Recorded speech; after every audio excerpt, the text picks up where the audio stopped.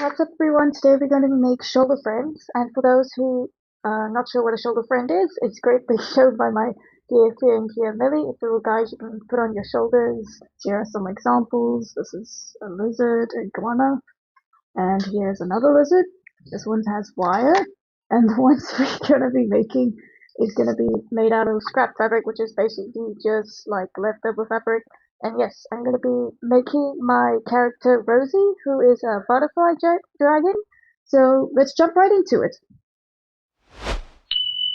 Okay, so when I usually make the patterns, I usually start by drawing the character in a frontward view and a side view, and I'll like mark out where the stitches are going to be. And usually to make the character more 3D, you would chop it in half so it gives it more depth when it's sort of bended and sewed together, and less, instead of just being a flat sort of cushioned face, you would chop it in half and then sew those together, and you have like this 3D face. So yes, that's what I normally do. Okay, so another way of learning patterns is it's always good to take like a little bit of inspiration from other plushies to sort of get an idea of how it was made by sort of looking at the stitches, and you see how it was connected to get an idea of how they made this. So yes.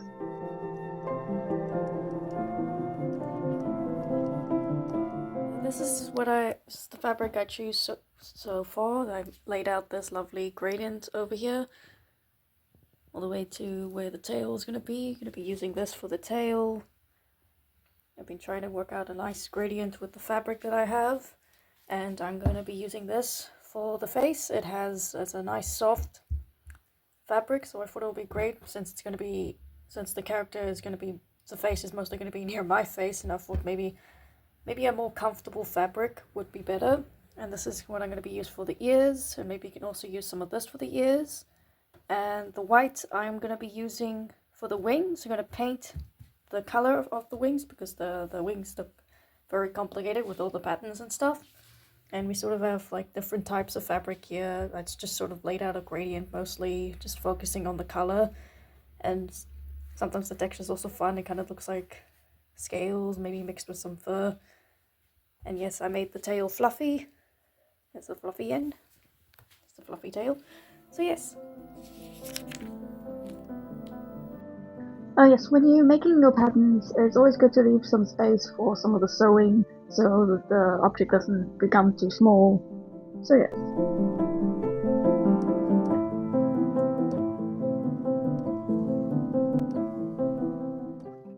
So the stitches that I'm using is an in and out stitch, basically just the basic stitch that you use.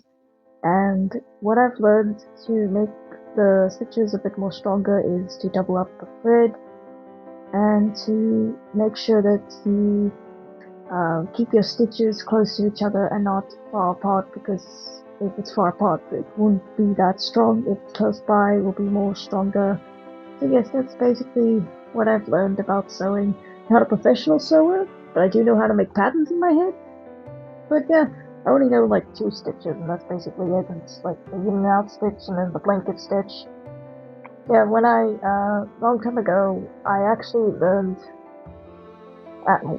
sewing at school. There was a sewing class, and well, the teacher was too busy teaching the younger children. So I know how to do an in and out stitch. I just didn't know how to start the stitch and end the stitch.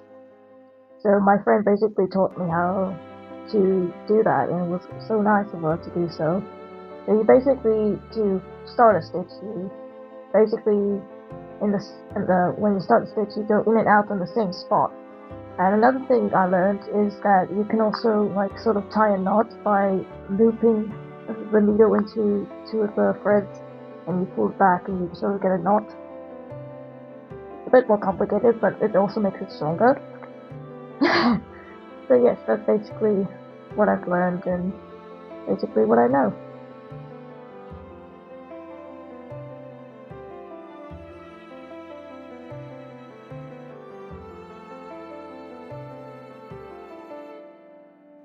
Oh yes, and yes, I made a mistake now. I accidentally sewed the thing inside out, wrong way around, so now I have to undo this. Anyway, well,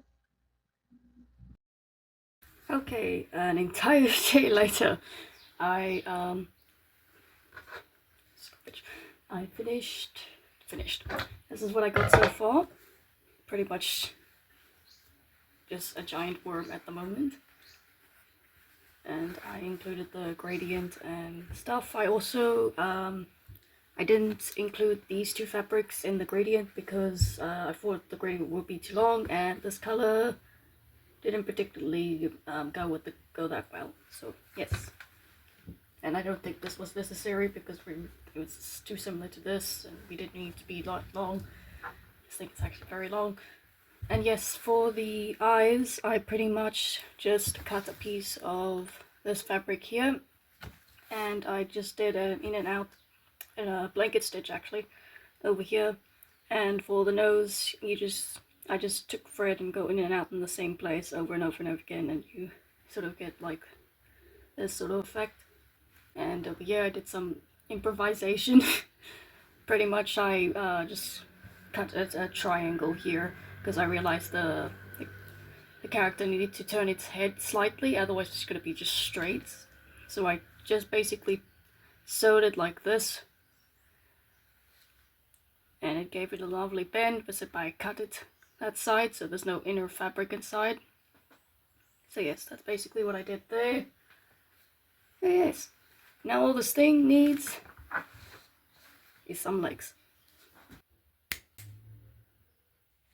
Okay, so yeah, this is just the basic patterns that I did. Just basically a circle, and this is for all of the feet, and these two are for the arm, including also the feet. But I did some improvisation and included more fabric to give it a more rounder shape. Instead of just using two of these cutout pieces, I took one of them and then added an extra piece here and an extra piece here, and then this.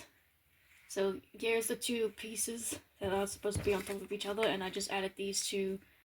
So yes, that is what I got so far. So now we need to basically give her some ears and some antennas because her head's looking a little bit bare here. And yes, it needs some ears and some antennas, and so that's what we're going to be doing now. Okay, so I finished sewing on the ears, and I finished sewing the antennas, including putting the wire in, and now we're going to be working on the wings. so when it comes to the wings, there are many options you can do. You can use those kids' fairy wings and just sew it onto the plush, or you can use it as a frame and design your own sort of look of what you want it to look like. Or you can use wire and sort of like bend the frame and make it look like the wings.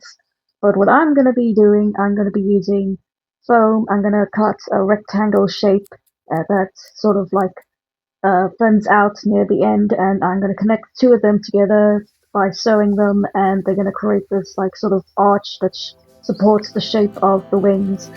So yes.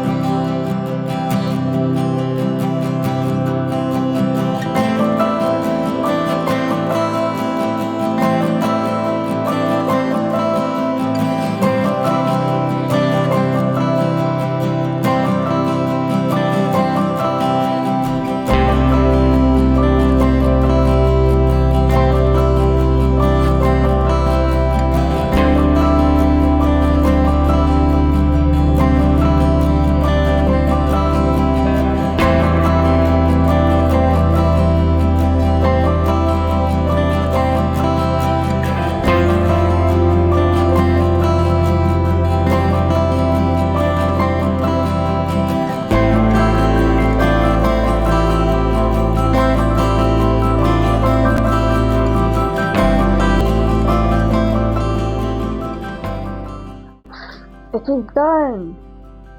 I finished it. I think it's very big, bro. And I basically filled the white in because it looked a bit strange there was just white underneath there, but it's only a little bit white here, and I included the safety pins as an attachment so you can attach it to your shoulder. So thank you guys so much for watching and have a lovely day. Bye!